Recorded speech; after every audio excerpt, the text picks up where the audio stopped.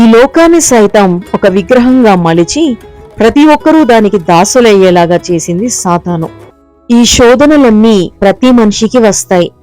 అయితే ఈ లోక మహిమ, వాటి భోగాలకు మనుషులు ఆకర్షితులైపోయి వాటిని ఎదుర్కొనే శక్తి లేక సాతానుకు లొంగిపోతున్నారు.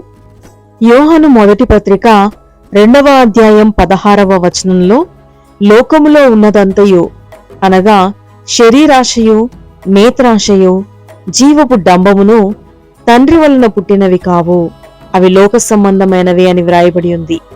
నాకు నమస్కారం చేస్తే ఈ లోక మహిమనిస్తానని యేసు ప్రభువునే ప్రలోభపెట్టింది సాతాను. అందుకు యేసు తిరస్కరించి నీ దేవునికి మ్రొక్కి ఆయనను మాత్రమే సేవించాలి అని చెప్పాడు. మనకు ఈ లోక సంబంధమైన శోధనలు వచ్చినప్పుడు మనమెందుకు యేసులాగా ఎదుర్కోలేకపోతున్నాము?